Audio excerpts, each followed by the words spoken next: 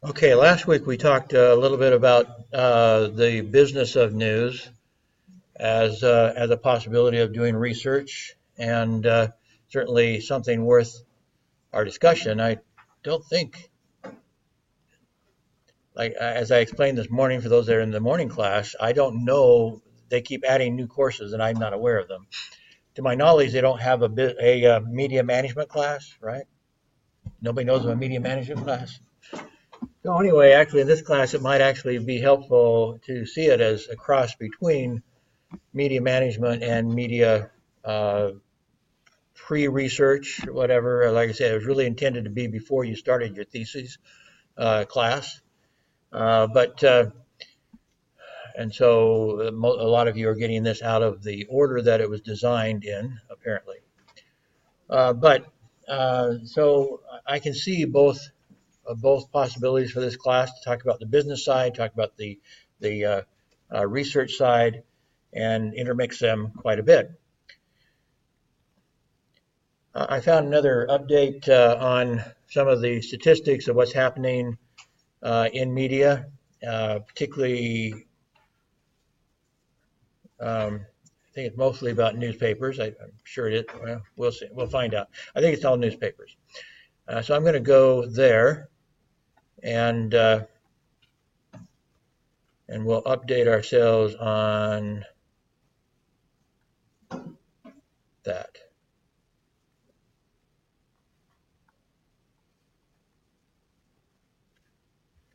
This is research. There's annual research. They don't research exactly the same thing every year, but they always have some research related uh, to, to the media and the rapid changes happening in the media.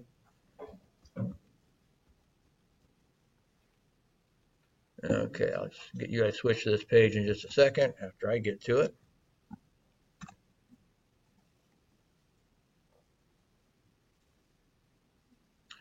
And I'm going to increase the size of this so you can see it a little better. And then let you in.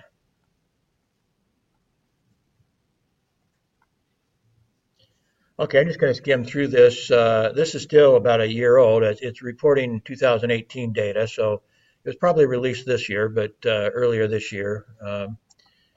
But it has the latest the latest data that they have. Um, the estimated total U.S. Daily newspaper circulation, print and digital combined in 2018 was 28.6 million per weekday, 30.8 million for Sundays, down about 8 or 9% respectively, 8 and 9% respectively. That kind of gives you an idea of, yeah, it's still going down after it started going down in 2006, and we're now at 2019. So we've had 13 years of decline in newspaper circulation. The weekday print circulation is 12%, is decreased 12%, and Sunday print circulation 13%. Sunday, I was noticing, I think on this page, looking at a chart, maybe I'll go to, I think that chart's probably next. Yeah. This is interesting. Something that I've never seen any research on,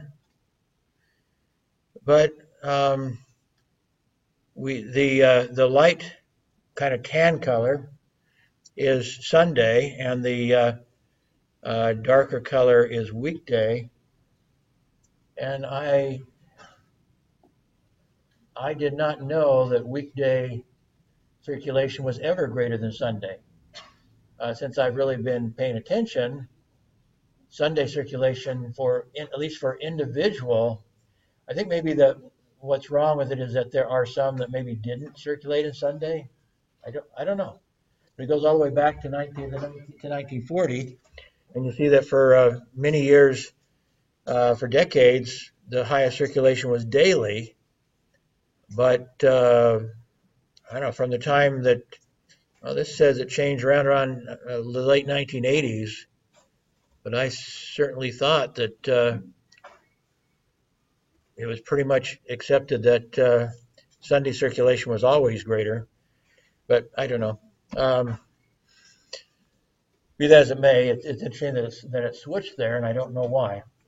But mostly nowadays, Sunday, at least since 1990, Sunday papers have always been one of the biggest paper of daily newspapers.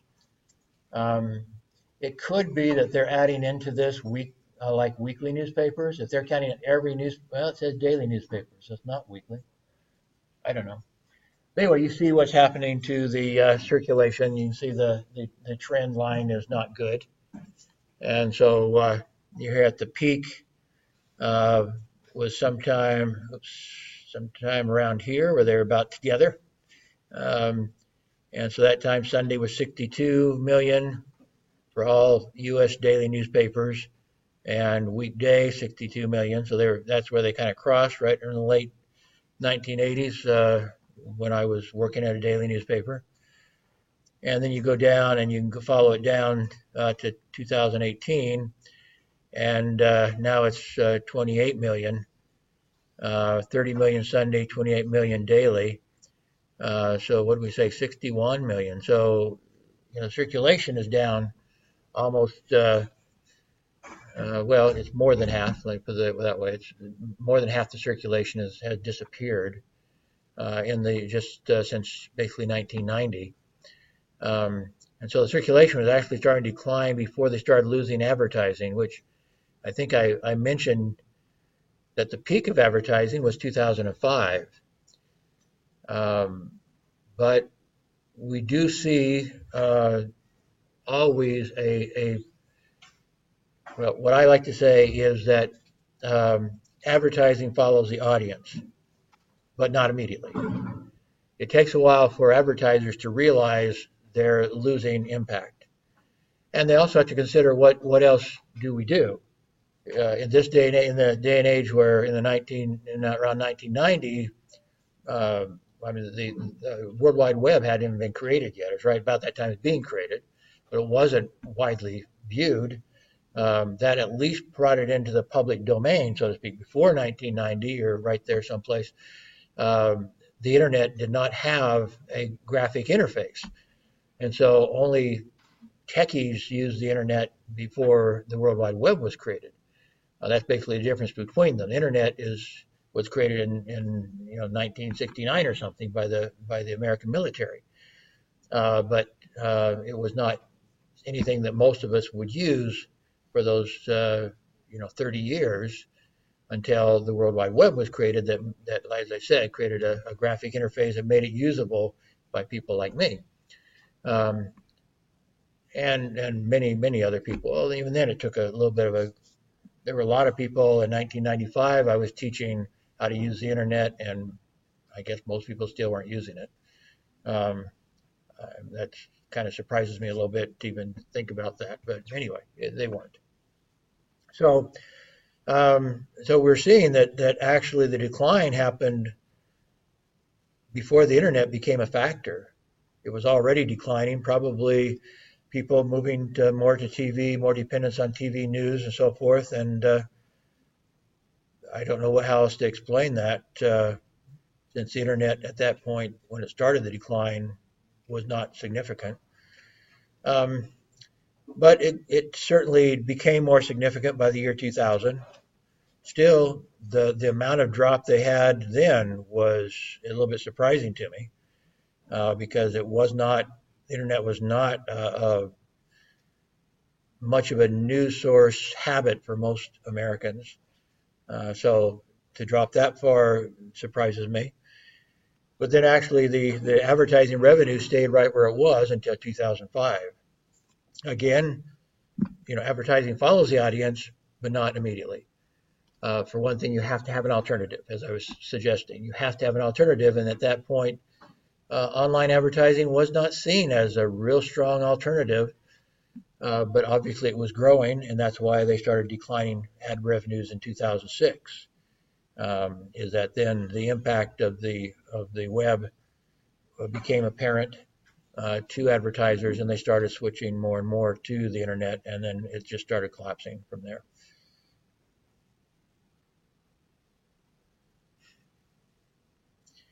They're talking about they like to actually make this sound pretty positive, but it's not. When you see all the statistics here, they explain that, well, digital circulation is difficult to gauge. Some people aren't even giving them all the data and so forth. But when they go to I think their next chart that makes it sound pretty good. Look at all this increased average monthly unique visitors to the top 50 U.S. newspapers by circulation. And so you see it going up let me bring it, from 2014, more and more people getting on, although it's kind of stabilized, which should be concerning that in 2016 it stopped growing. And so that should be of concern. So at that point, there were on the average about 12 million unique visitors per month for the top newspapers in America, and it just kind of stabilized around there. But even much worse than that is the next graphic.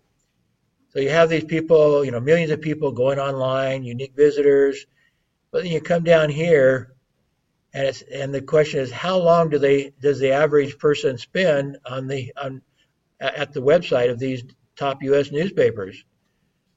2.5 minutes. They go online basically they read one story. They go online, read one story, and then they're gone again. And a lot of the newspapers, like New York Times, will allow you to go on free. They charge for their online access to their online newspaper, but they try to convince you to come online by giving you, I don't know, a certain number of visits every month without paying. And so, the story from the New York Times or from the same with the Washington Post shows up on, I subscribe to their Facebook pages, so I'm getting a flow of their news all the time on my Facebook. So when people say they get their news off Facebook, I don't scoff at that too much because I get a lot of my news off of Facebook, but I'm subscribing to all the newspapers and the TV networks and so forth. So I get a lot of news coming on my Facebook site. But anyway, so if I see a good New York Times article on Facebook, bam, I go right there. And so I'm one of these unique visitors that shows up there 3 times a month or whatever, however often they let me go. And I spend my 2 minutes or whatever reading one of their stories and I'm gone again. I'm not a paying subscriber to any of those newspapers. So anybody wants to charge me money, lots of luck with that because there's too many options. Why should I pay for one? And so I'm not a paying subscriber to any of those of any newspaper in the world, actually. So they can't count me, but it's just kind of surprising to me. And actually, it's going down. You see, in 2014, it was 2.6 basically, and now in 2018, it's down to 2.3 minutes per visit. So that's kind of discouraging. So they count all these unique visitors that show up to their webpage, but they're only there for a couple of minutes. They're gone. So how does this affect their advertising? Well, they're not there to look at advertising. And so how much advertising a person can get while they went there specifically to read a story and they're gone in 2 minutes, they didn't read any advertising. And so this is not helping them at all with their advertising and bodes very badly for these top 50 newspapers. They would be the ones most visited. Obviously, the top 50 newspapers in America are certainly doing better than the hundreds of newspapers under them, almost certainly. So that's remarkable. The economics, you see what has happened again in total revenue. You see the dark line is advertising. The kind of tan line is circulation. Circulation hardly matters. It just, as I think I've explained to you before, circulation is mostly to pay for distribution of the paper. So they don't expect any profit out of that. I guess it's worse if they don't. Well, let me put it this way. The cost of distribution has to be much higher than it used to be. Has to be. Because they don't have as many subscribers. So let's say you have about half as many subscribers as the total suggests you would have. but those subscribers are all over the place. So it used to be when my uh, daughter was going door to door to put the newspapers. She on every block she probably had about half of the homes had a newspaper. So now that's going to go down to about one quarter of the homes is taking the newspaper. So now she has to walk twice as far to for each newspaper she hands out that she puts on a doorstep. And the same is, it would essentially be true for all the trucks that are taking papers out to the news carriers and so forth. It's the cost per delivery of newspaper, just besides inflation, has to be going up as you have fewer homes taking the newspaper anymore and paying for it. So that is a problem. But you do see a gradual rise in circulation, and so that means they are charging more money because the circulation's gone down. So they're getting more income from fewer newspapers, which means they had to raise their price, which will cause more people to quit, by the way. The more they charge and the smaller, the papers are getting smaller, they have half the advertising. You usually split, um, again, I forget class I teach something into, but I'll make my point here, even if I say it. But basically, as a newspaper publisher myself, you would try to have about 50-50 ratio. That is about 50% of your newspaper would be news and about 50% would be advertising. And so that would depend. If it was a free newspaper, advertising might go up to 60% and the content 40%. If you were pretty well to do in the old days, you might flip it and go 40% advertising and 60 news if you're doing real well. But it's within that range. I don't know of any newspaper that would break that trend very much.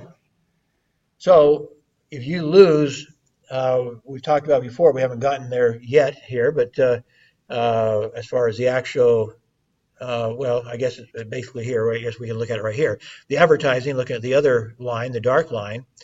So in 2005, it pretty much reached its peak. This is both print and digital, right, real close to $50 billion. But now it's down to $14 billion. So 50 to 14, you've lost more than two-thirds.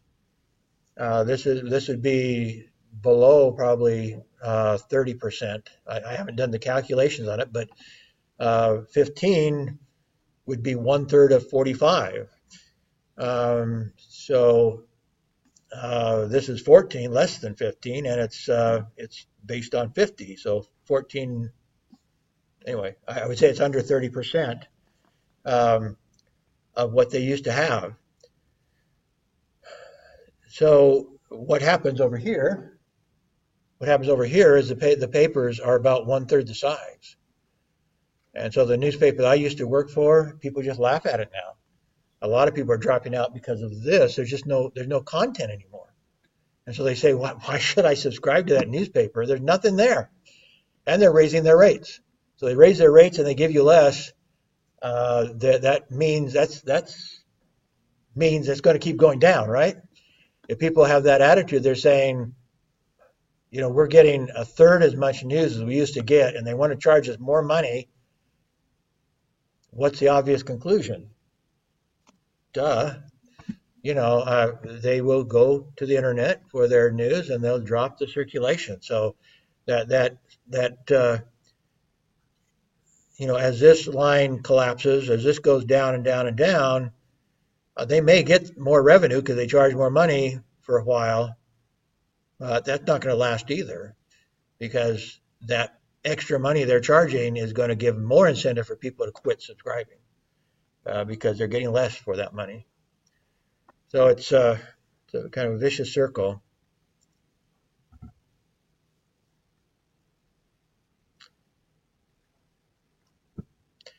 This is this chart is deceptive because this shows that a greater percentage of their total ad revenue is coming from digital.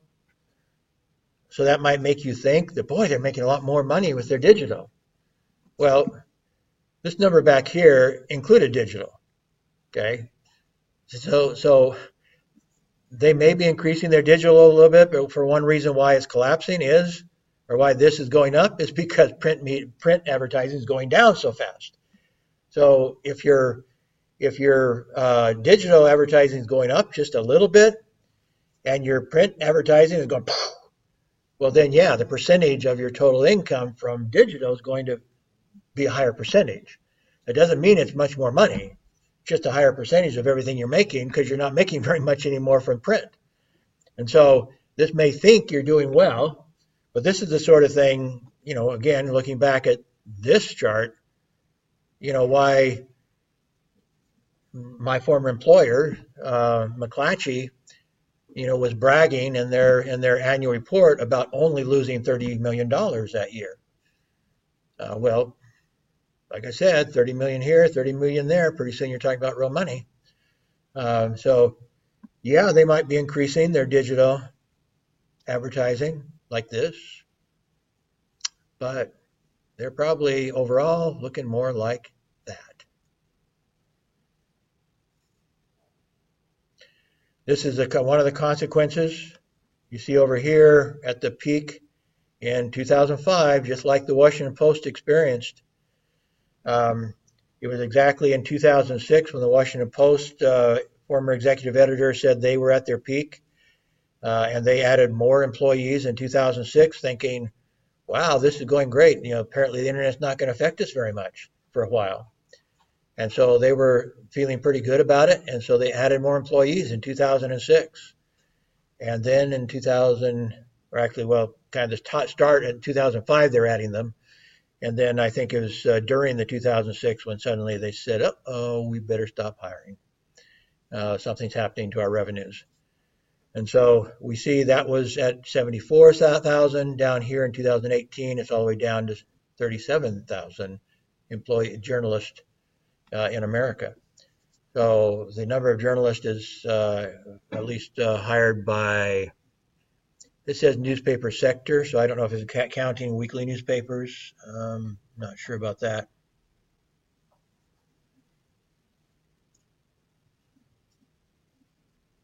Yeah, it doesn't really say. Um, so there might be some extra with weekly newspapers. I don't know, but it's probably dailies because that seems to be the emphasis of these reports is the daily newspapers. There were at its peak in America about 1,300, about 1,300, somewhere around there, daily newspapers and over 10,000 weekly newspapers. Altogether, there was real close to 12,000 newspapers in America. I'm not sure what it is now, but I'm sure a lot of those I know a lot of those have disappeared. One of the chains was basically just giving away their weekly newspapers. They were glad to get anything for them because it's either take our weekly newspaper from us or we're going to close it. So they were happy if you gave them anything.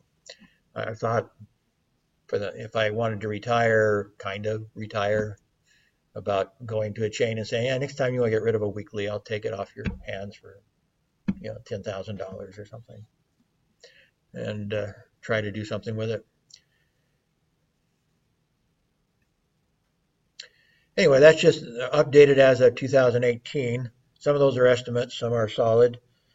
Um, as I said in the past, what's happening in America is almost certain to happen in other places. It's just the trend lines. Maybe a lot slower in China because they're a lot of the media is owned by the government, so they might want to keep their traditional media longer than free market media companies do. But if you're dependent on advertising, which most free market publications are, yeah, this is not a good time to own a newspaper. And soon, as I've predicted, I'm sure that the same will be true for the local TV stations. They'll see the same trend lines very soon. Okay, I go back to that.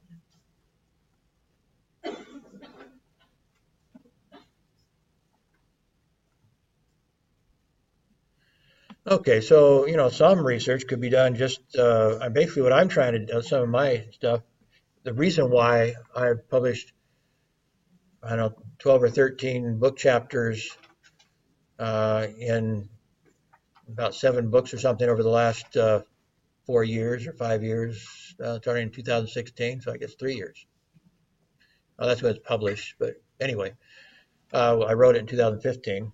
So is um, because traditional journalism is dead if we don't figure out a way to save it. So to me, the important side of traditional media and also of non-traditional, also of new media, is how you pay for them. One of the fears, as we've talked about in the past, is the newspapers have been the most successful mass media in America, and so they were funding most of the investigative reporting. So most of the reporters that you're reporting on, or the presentations you're reporting on, are probably from newspapers, even now. But that the number of people that a newspaper can afford to hire to do, or give time to do investigative reporting is going down and down and down. If they have half as many employees now as they used to have, how much time do you give any one reporter to do investigative work? You just simply can't afford to anymore. So, and TV is never done really great with investigative reporting. I think I may have had you listen to it before, but I'll probably have you again listen to or watch a video that well, it's mostly an audio, but I put some video to it, some graphics to it.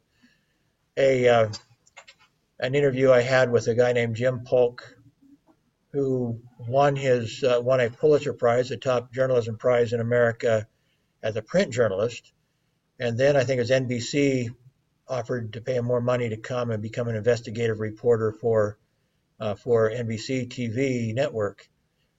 And so he kind of talks about that, and he talks about how basically TV at that point when he joined them, TV really didn't know how to do investigative reporting at all. They were not involved in investigative reporting for all intents and purposes. Not quite true, but to a large degree that was true. TV was never big into investigative reporting. Their staffs are too small, and to a large degree, and it's harder to do investigative reporting with a camera with you. That's hard to do when you're going to sneak back. You're going to do something sneaky or whatever. It's kind of hard to sneak in with. Nowadays you could, but particularly during that time, the 1980s, 1970s, yeah, especially then the cameras were really big. So he talked about the 2,000-pound pencil, the problems of doing investigative reporting with a 2,000-pound pencil. It didn't really weigh that much, but in a sense it did when you counted the big cameras they had then, the people that had to go run the cameras, all that sort of stuff. It was extremely burdensome to do any reporting for TV, let alone investigative reporting, where you had to go really in depth into stuff. And I'll let him explain that more on that video. I don't think we'll get that today, but maybe next class we'll listen to his video, or I may assign it as homework. I'm not sure. Just yesterday or the day before, I received an email from the what do you call it? The Society of Professional Journalists, SPJ, in America. And they just announced that the Salt Lake City Tribune, again, one of the bigger, probably one of the top 50. I'm not sure if it quite reaches 50, but somewhere close to the top 50 newspapers in America, had just announced that it's going to quit being a for-profit corporation. It's not going to quit publishing, but it's going to become a nonprofit organization, and it's going to pursue donations. They're going to go around begging for money now. Please give us some money so we can keep working, because they're losing money as a for-profit newspaper. So they decided, why say we're for-profit if we're losing money? If we're going to exist at all, it's going to be as a nonprofit. As a nonprofit, they don't have as many taxes. So they get to not pay as much taxes. They're able to accept donations, and the people who donate money get to take that off of their taxes. So they're going to try to continue to survive, begging for money, basically, as a nonprofit.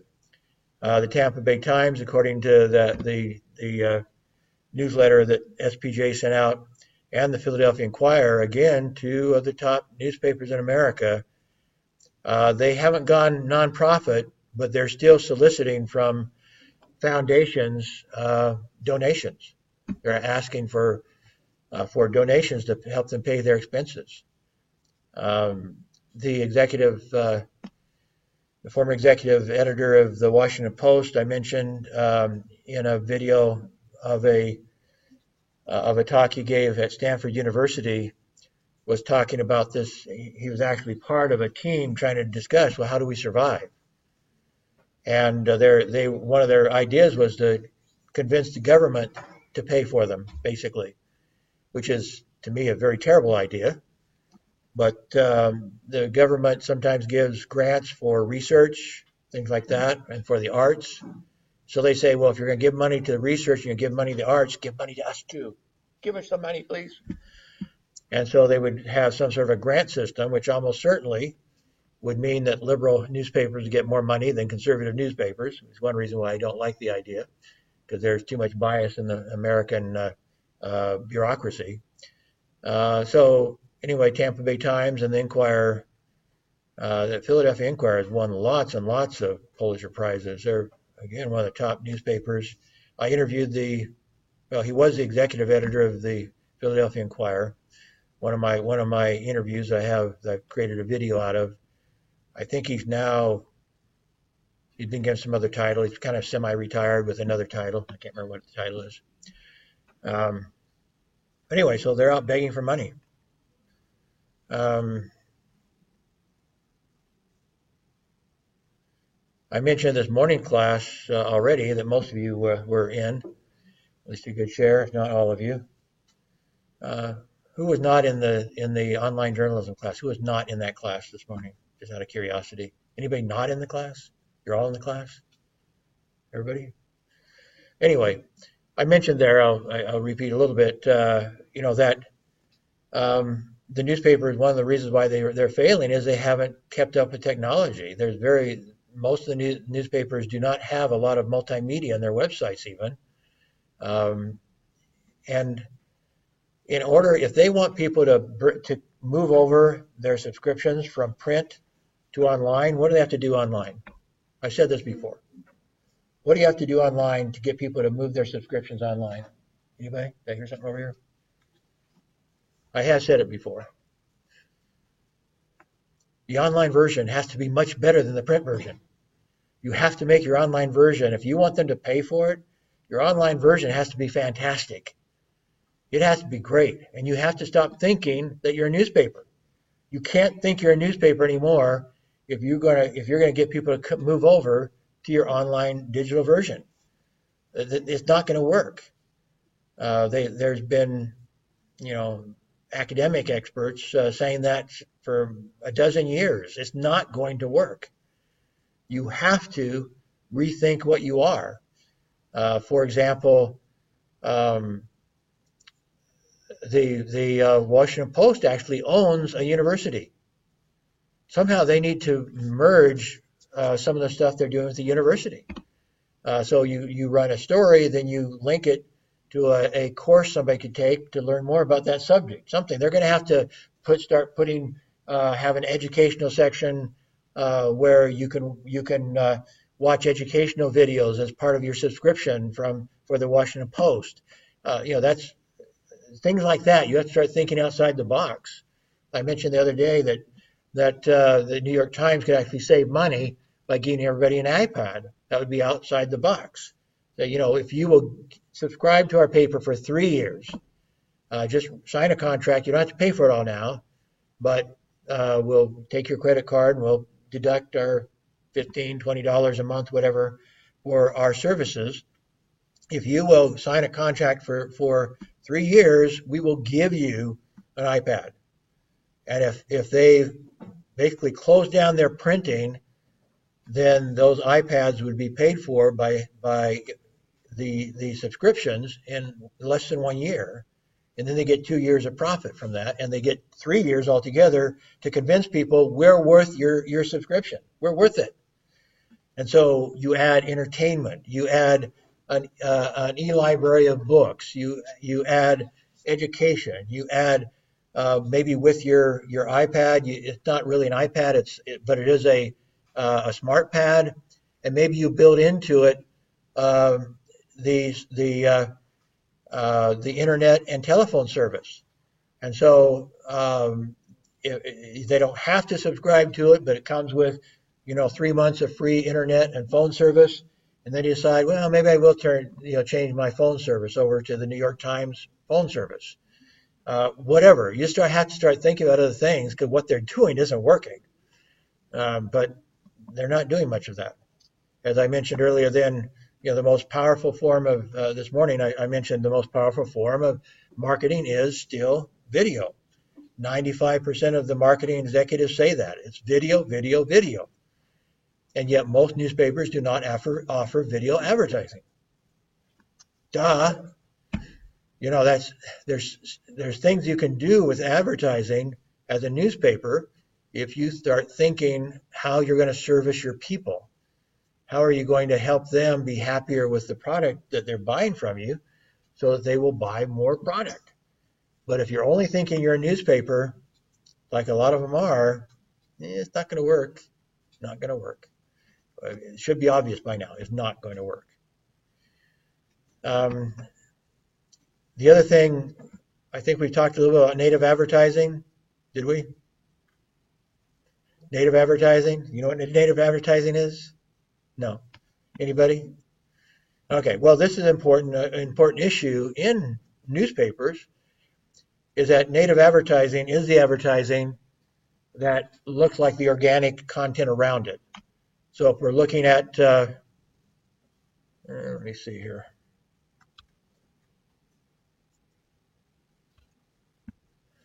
I remember if I had some stuff on here, how much I have on here. Yeah. Okay. So let me just jump ahead. Yeah, you are jumping with me. Good. So it's not a great native ad, but this is on Facebook, and it's promoting some sort of, it looks like a British council's promoting some English or teaching English, so trying to prepare people to teach English, I guess. So this is in a timeline on Facebook. Does that look like organic content? Not really. They probably still call it native advertising because it's in the timeline, but whoever created this isn't, well, I'm not going to say it's not going to be at all successful.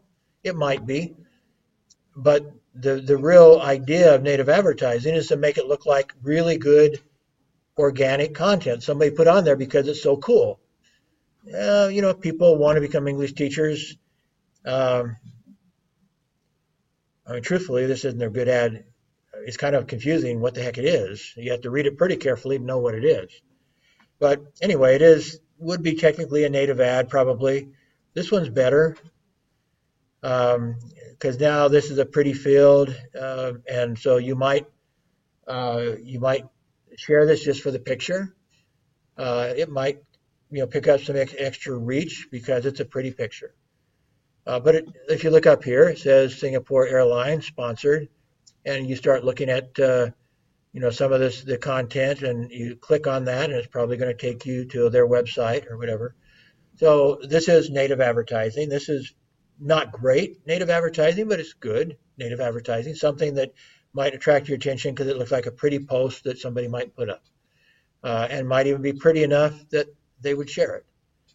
Which ideally, if you're going to use native advertising, you want to put something up that people would share, that they would find interesting enough, pretty enough, something's good about it, that they would be tempted to share it to other people, especially if they don't know that it's an ad. If you can, a lot of people don't understand that this is an ad. They don't read the small print sponsored. And so, if you don't know it's an ad, which most people don't know it, and there's something interesting about it, then you might share an ad, and that's great for the advertiser, obviously. One of the best ones I've seen, I didn't put up here. Let me go on the internet here. Um,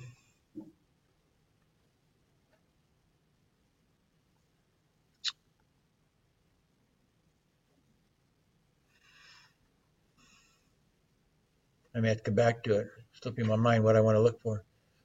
Um, okay, I'm going to come back to that. Um, anyway, so the idea is to have something interesting.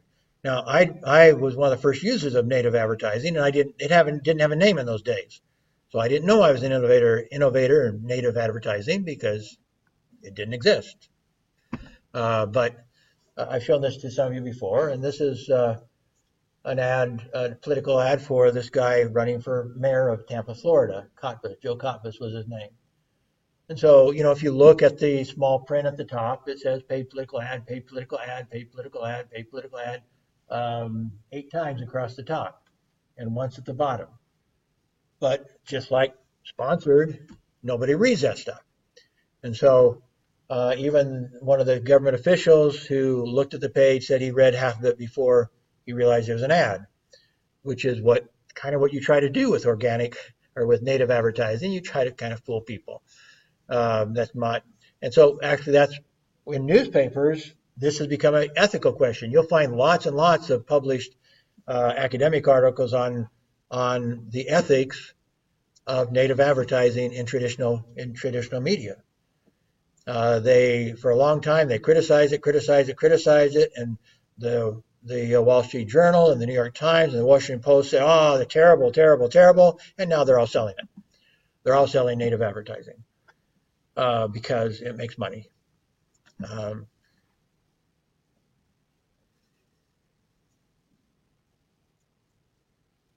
Here are a couple more of the pages I did for this candidate. I think I explained this before, but I'll go ahead and just for those that don't remember. And these aren't great, beautiful. This was before desktop publishing. This was a typical looking news page in 1973 when I created, or 74. They hadn't really become real conscious of design in those days. It's probably really nice looking design didn't really start happening until about the 1980s, maybe a little bit in the 70s. I started redesigning my pages in the 1970s. Um, I bought my first newspaper when I was 25, and I think I improved its layout and design a lot. That was still before desktop publishing, so I was doing it all by hand. It was kind of burdensome to do it by hand. When you had to create the headlines would come out in one long strip of paper, you had to wax the back and then cut and put it down and arrange it on the big layout page, and then cut another piece and lay it down. So good design really didn't take off until pagination came, and then it took off a lot because you had lots and lots. It was so easy to design a page then. So the 1980s we saw a much better design after that. But anyway, these were actually good design by the standards of the 1974. But anyway, my point was that this candidate was number 8 out of 8 candidates for mayor, and he had to become number 2 to go through the primary to get into the general election. And in less than a month, this type of advertising brought him up from number 8 to number 2. And by the general education in November, he won about 60% of the votes, or of the precincts, of the precincts. And I used it in my own campaign when I ran I was opposed by 8 other candidates in my campaign for city council, and I got the most votes with the least money using native advertising. Going back up, I was kind of skipping down there. I go back to the PowerPoint. The view is a little bit better.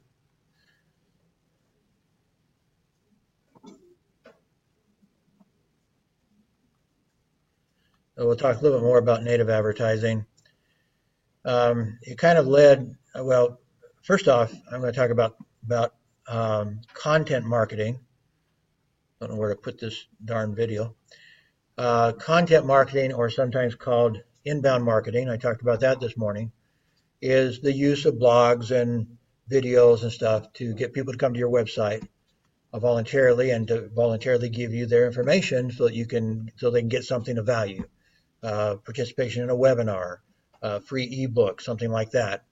So when you do that, when you're creating videos and blogs and ebooks and things like that, web content for people, this does create buzz in social media marketing. It attracts visitors to your website repeatedly to come get more free stuff from you, free information, free video, training, whatever it is that you're offering. It achieves credibility and thought leadership. It helps gather contact and preference data for your personalized marketing. And that was the number one goal in 2015 by marketing executives, was to gain that data for personalized marketing. This is where databases are really, this is where big data, you start talking about big data, this is where it becomes really, really important. Where you have somebody's name and their contact information, their email. Hopefully you have permission through content marketing or inbound marketing to contact them with future offers.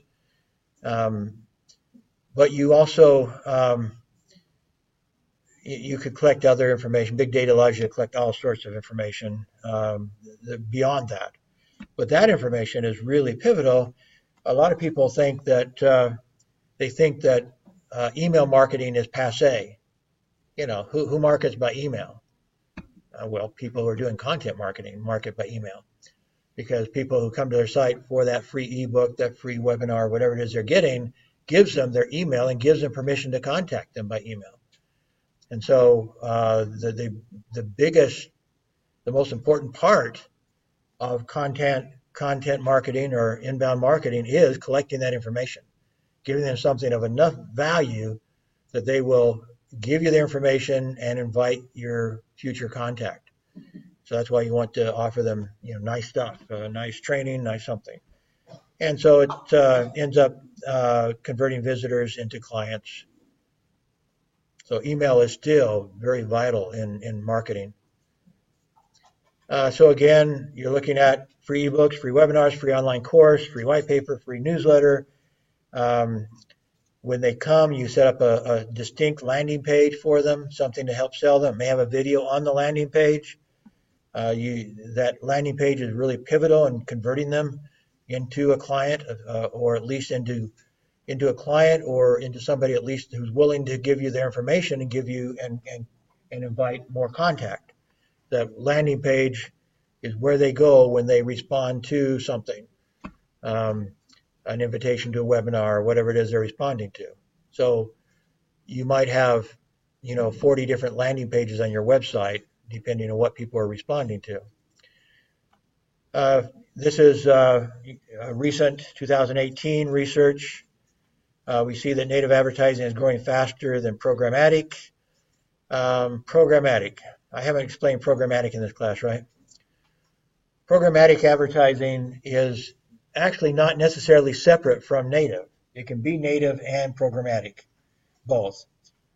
In programmatic, you are using a computer, using a software to go search around the internet for the best buys for marketing. So for most of us, we just immediately go to Facebook or Google or Twitter or someplace to do our advertising. But they have enough people advertising that they're no longer becoming necessarily a really good deal when it comes to price per client, per lead. So programmatic goes out and searches the internet for other places to advertise that charge a lot less, and not just less in total amount, but less per potential client. And so if you use programmatic advertising, you may get a lot more response for your investment. Well, the interesting part about programmatic is that there are so few experts in programmatic that even the biggest corporations cannot do their own programmatic advertising. They don't have the skills to do it. So major corporations, according to research, have said, "Oh, we're going to do our own programmatic advertising," and the next year nobody has. It's just there's just too many professionals, or too few professionals who have the skills and ability to create programmatic advertising software, and the ones that have it have decided to kind of hold it hostage. So most all of the programmatic advertising is being done by consultants, and they will not release their software. They will not sell their software to somebody else because they're making too much money as consultants. So it's an interesting dilemma for the big corporations. I don't know how much I mean, I'm sure there must be an amount that they could pay somebody, $1 billion. Or something. There must be an amount that they could pay somebody to come help them. But so far, it hasn't been seen.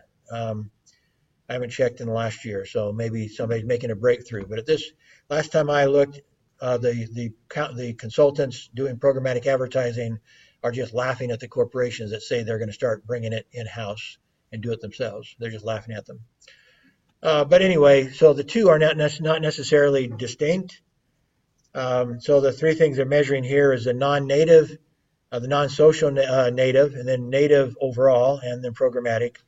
I'm going to ignore programmatic for now. That's not something we could teach you. It's not anything any university could teach you. We can teach you about it. But if a big corporation cannot hire somebody to do programmatic advertising, a university cannot. I can guarantee it. There's probably no university in the world that teaches programmatic advertising. They can teach about it, but not how to do it. So not likely we will be able to either. So anyway, the native would be all types of native advertising, and just because it's a smaller percentage of growth, it does not mean it's less amount. I mean, the native advertising would include the social native and the social and the non-social native. So the biggest number is just the native. It would be the biggest amount in dollars, but they're looking for non-social opportunities, and that is coming from programmatic largely. Programmatic is finding all these spots around and all these websites saying, will you let us do some programmatic advertising on your website? We'll pay you da-da-da-da. And so that's why it's the biggest growth, is that programmatic advertising is creating opportunities for non-social native advertising. So they're kind of tied together. So we see what's happening with native advertising. They are predicting that native advertising will become by 2021 will be 75% of all display advertising on the internet. The way they measure it, there's only two types of advertising. It's kind of a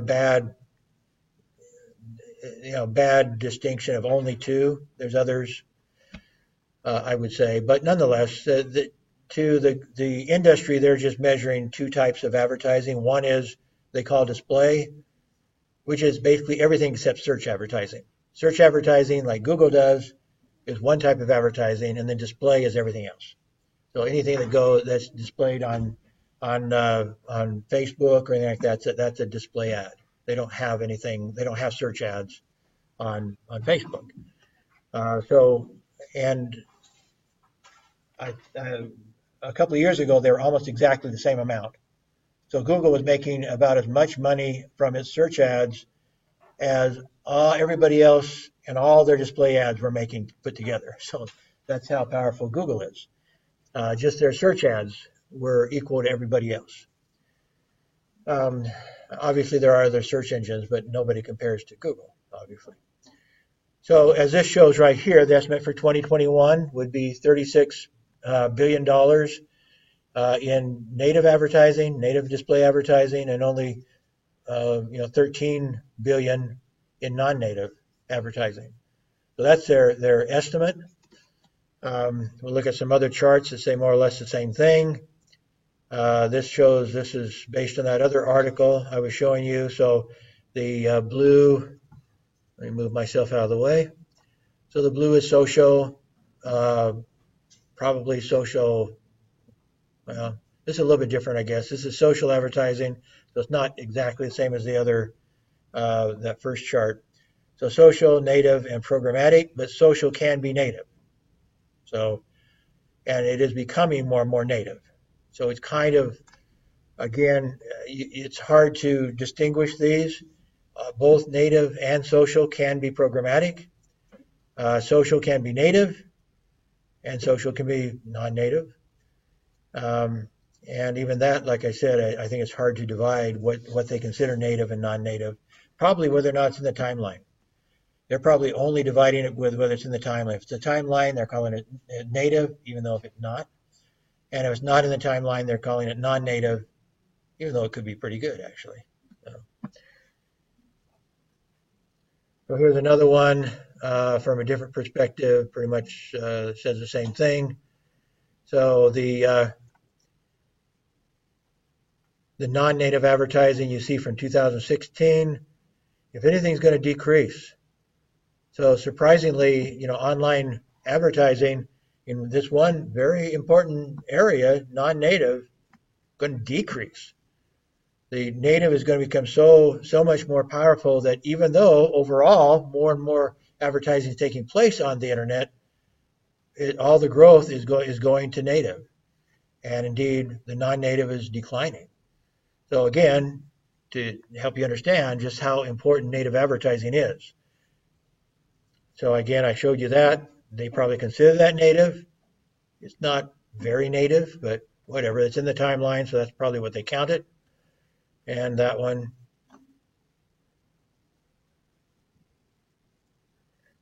Let me go back and find what I was going to look for that I trying to remember where I was going to find it.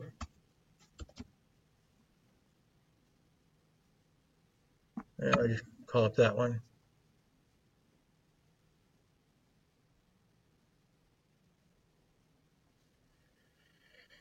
Well, these are, sometimes you will see these sorts of videos on Facebook as ads. And so you see things like this that people will have them do an amazing video for them to promote a resort or promote a state or promote whatever that they can make look pretty.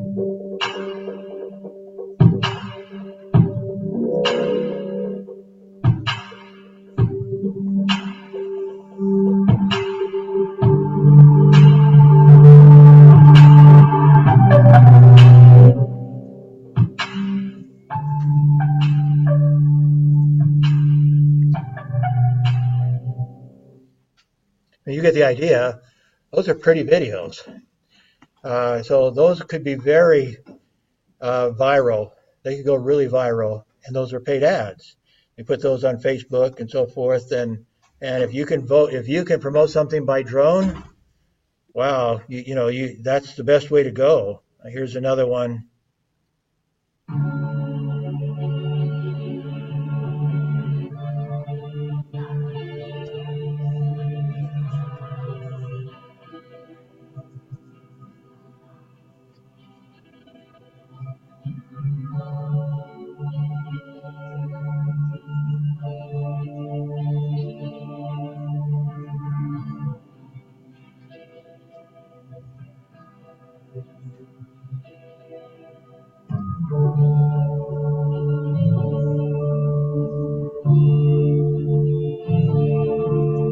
Anyway, you can see why that sort of video is real good native content.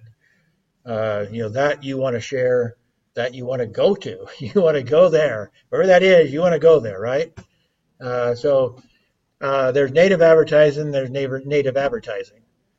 One reason why I'm showing this to you, this is the sort of stuff the newspapers should be using in their digital. They should be selling native advertising, not just native, but video native advertising in order to survive.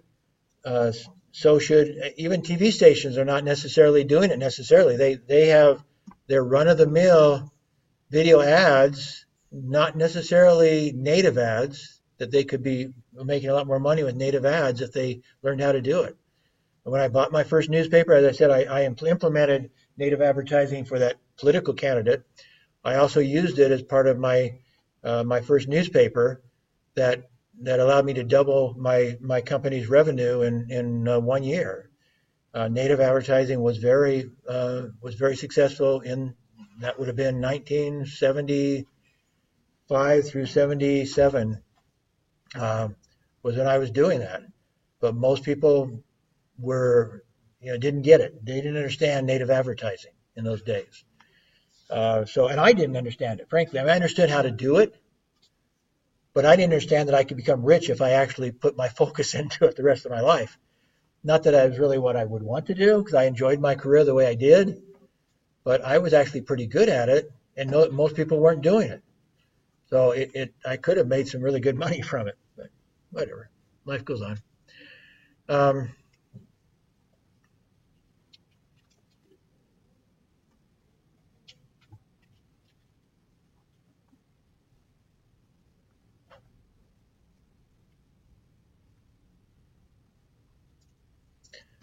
one of the one expert in the field says, in the future, native will be the only ad format on mobile. That's their prediction. It will be the only ad format on mobile. Nobody will buy any other type of advertising. Another person said, kind of hiding down there, um, native plus mobile is the future of digital ads. And on the next page, 44% more ad spend with non-social native in 2018. So again, non-social. So that's the growth area, probably because of programmatic. They're finding new opportunities. And so one of those places could be newspaper website. They're looking for places to put this stuff that's not in the social media, that's getting too expensive. But the newspapers don't understand this yet. They don't get it. In-feed sponsored content can enhance the credibility of a site, 33% lift in perceived credibility. So anyway, one of the reasons why I was showing that to you, one is how to save, from the business side of our industry. How do you save traditional media? How do you help them to grow? How do you, if you're going to do something online, a blog, for example, or something of your own journalistically on the internet, what should you be doing? Certainly inviting native advertising onto your website would be one thing you'd want to do. If you go and it can kind of blend in with YouTube. If you were to create a blog that was interesting enough, popular enough, and interesting enough on YouTube, sponsors will start coming to you. And those sponsors can then not just be sponsors of your video, but they can be sponsors, they can be kind of turned into sponsors of your blog, since they're more or less the same thing. At least your popularity would grow. And so if nothing else, just your ability to negotiate with somebody for more money would grow with that. So you have all sorts of opportunities. And I think this is, again, why companies are not surviving, is they haven't figured this stuff out. They're not doing video. They're not doing native. Like I said, even the big company is doing some native, but it's print native. They haven't. They're not doing video native on their websites. They're doing some print native, like what I did 50 years ago or whatever that was. Was it really that long? Yeah, about that. Not quite. 45 years ago anyway, that I was doing. The other reason is, and I was doing a presentation, doing some of the same stuff with history of media course that is all advertising students. This kind of frustrates me. Our accrediting body is made up of people that don't understand this stuff. And so, for example, they're telling us that we need to have less video. No, we don't need less video. We need more video. And I'm a print guy. Okay, I'm a print guy, but I'm saying you need more video. You need more multimedia, because that's the future. Whatever it is, whether it's advertising or journalism. you need to be really good with multimedia skills. That is the future. I, I don't see how there could be any question about it. And yet we're being told that we can't have as much video because that's not the way it's done. And maybe here in Malaysia, it isn't yet being done that much here. But trends that start in America almost always go around the world. And so it's just very unlikely you're going to see Malaysia exempt from the trends we're seeing in America. It may take an extra 5 years. It may take an extra 10 years. And some things may, if you have more government support, like certainly in a communist country, but even a non-communist, if the government directly or indirectly supports this media, maybe you can maintain traditional media longer. But even then, even if they weren't going broke, they would see the trends going, whatever trends are going to be in America, they're probably going to go international. And so my bet would be trends don't lie. Trends continue and trends spread from America around the world. They have for decades, so I don't see why we would even question that. But anyway, going back to my point is you all have the skills to be really good at native advertising, more than our advertising students, because they're not getting your skills, which is what frustrates me for our department. We're getting more and more advertising students, and we are not teaching them the right skills for the future. You're getting the right skills for the future. So it's bizarre, right? It's bizarre, but you have exactly the skills you need for native advertising. You have the video skills, you have the writing skills, you have, the multimedia skills that you need to succeed in native advertising, that was me in 1974 when I was doing this native advertising. This wasn't video, but I was the one who had the skills. On the last day of the election campaign for that mayoral election, in the last day, at least another 8 candidates tried to copy me. They tried to do my form of native advertising, but they didn't have people on. These were all being done by professional marketing companies, and so they might have looked nicer in some ways, but they had no clue how to do native advertising. They had no clue. They didn't have the right people on staff. And so consequently, after the election was over, all these people realized they couldn't copy me because they didn't have the right skill set. The head of the opposite party, the candidate I was promoting was a Republican, and there had never been a Republican ever elected as mayor of Tampa, Florida at that time, ever. In the entire history of the world, no Republican had ever been elected mayor of Tampa. And so the chairman of the Democratic Party, the opposition party, came and wanted to know if I would hire myself out to them, become their advertising person, which I didn't want to do, partly from my political stance, but also at that point I didn't want to go into advertising. I wanted to stay in journalism. So that was just something. This was just a sidelight to help my newspaper, but it wasn't something I wanted to pursue. Which again, if I had pursued it, I might not be here now. I might be really rich. Oh well. So it's ironic, but I'm telling you sincerely, your future may be native advertising. It may be native advertising if you stay in journalism. It may be native advertising that saves your media company. And if you find that you can't find a journalism job, your future may be doing native advertising or as an advertising professional. The skills that I learned in journalism certainly helped me be very successful in marketing. Again,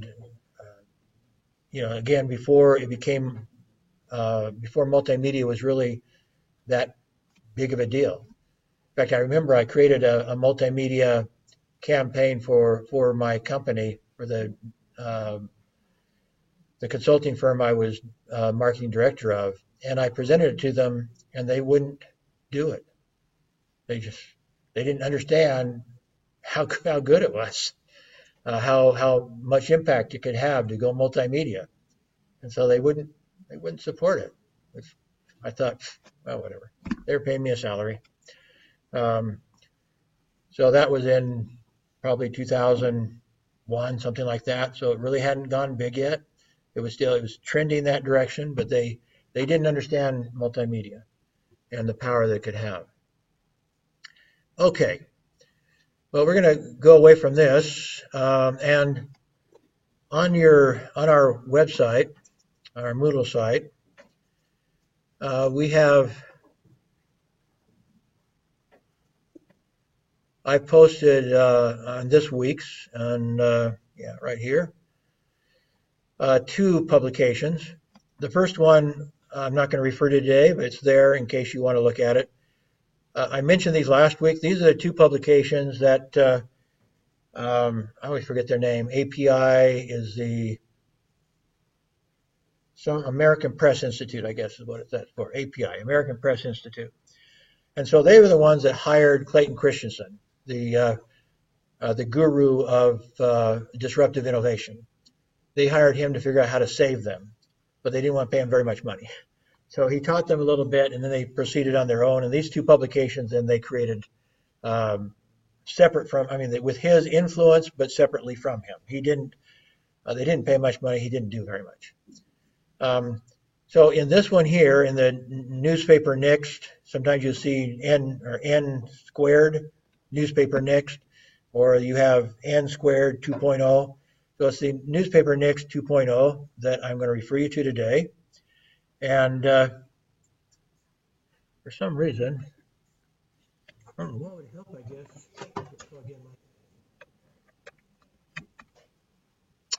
Getting old. Okay, where was I?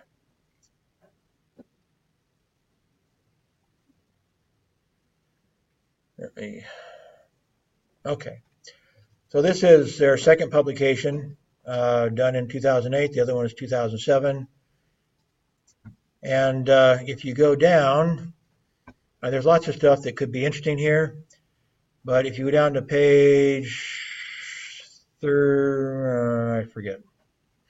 They start this fairly soon. They have a bunch of examples of things that they came up with to try to help their newspapers.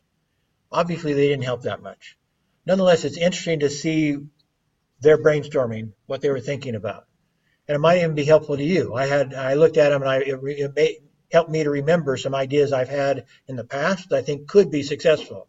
They didn't necessarily make them successful, but the ideas were such that I think they could be successful, even as standalone products.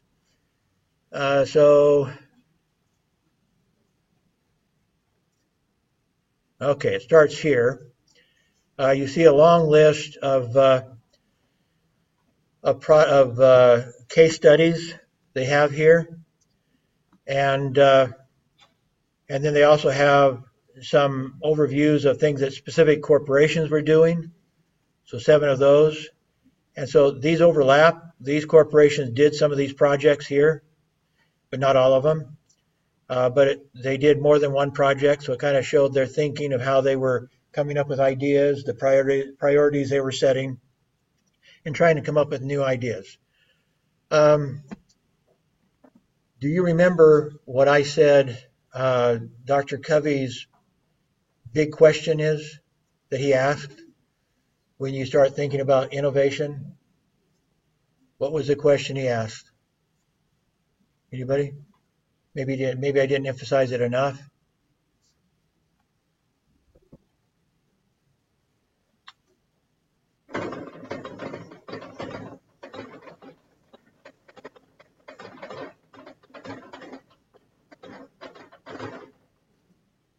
The job not done. What job is there? He looks at innovations like that. An innovation is to do a job that's not being done. If it's being done, then there's no need for you. That's not an innovation, right? But if you can think of something that's not being done that is valuable to people, that would save them time or money or somehow help them out, that's the job not done. Now, it's a little bit more complicated than that, in that maybe it's the job not done cheaply, or not the job not done easily. Well, I mean, there's other aspects to this job not done. It's one thing that the job can be done, but it's going to cost $1 million, right? Well, that's a job done for somebody else. It's not a job done for me. And so when you talk asking the question, well, what's the job not done? It's also what he found in disruptive innovation is usually is that you find a whole new market because you're cheaper than the competitors, a lot cheaper for some because you have some new innovation that allow you to be cheaper, such as Grab as opposed to taxi, B&B as opposed to hotel. You get the idea. It's the same sort of service, so the job is being done already. Hotel provides the job done, but not as cheaply as a B&B. Taxi does the job, but not as cheaply as Grab does. So it's more complicated than the job not done, but pretty much it's one of these other things. How easy is it to do the job that you want done, or how cheaply can you do it? And if you can innovate in such a way that makes a big difference in price or the ease, one of the things he pointed out in one of his examples is computer. When you had a mainframe, as I mentioned, I couldn't operate a mainframe. You had to have expertise to operate a mainframe. And if you wanted one for your business, well, you had to have a few $1,000,000 to buy a mainframe computer. Then they came down a level, and there was mini computers. They called them mini computers, but they were as big as this lectern here. Well, so mini computers were smaller, and they were cheaper. They were about $250,000. So yeah, that's a lot better. A mini computer could disrupt the mainframe computer industry, but it still didn't get to me, right? I couldn't afford $250,000 to buy a mini computer, and that's in comes the PCs. Really crummy machines compared to a mini computer, and certainly compared to a mainframe. But guess what? A PC did not need expertise. Even the mini computer still needed expertise that I didn't have. It wasn't easy to use, the mini computer or the mainframe, and it certainly wasn't cheap. You know, in the case, again, the mainframe, millions of dollars, the mini computer, $250,000. And so you come in with a relatively cheap, $1,000 or $2,000 PC.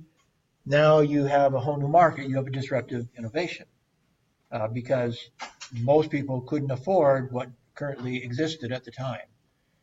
So when you look at the question of job not done, you look at it from that perspective too. So these guys were all following Clayton Christensen's instructions and looking for jobs not done. What can we do that would enhance our revenues, our readership, and so forth? So what I'm going to do, I had it over here, if I can find it. There it is. Okay. I'm going to have you,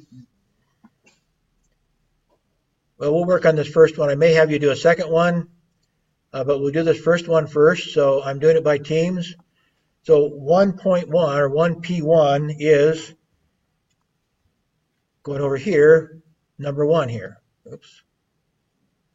That would be this one. So our team that did the number 10 topic, you guys will get together and you can go and look at the material that's on our Moodle site now. And I want you to come back and report to us in a little while.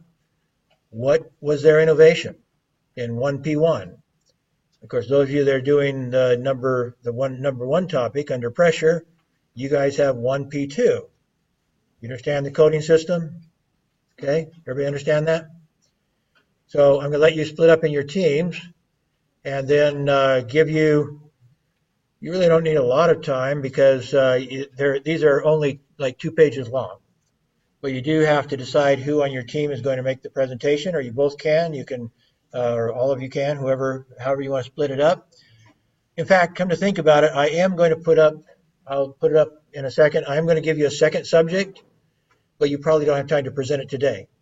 So if there's 4 people in your team, 2 people could work on one subject and 2 could work on another subject, and the second subject will be presented next class, not today. So you just have a little bit of time to prepare it. I will have this up here, so those of you that present could, for example, those that have the 209 vibe can go to that page and find it here, wherever it's at.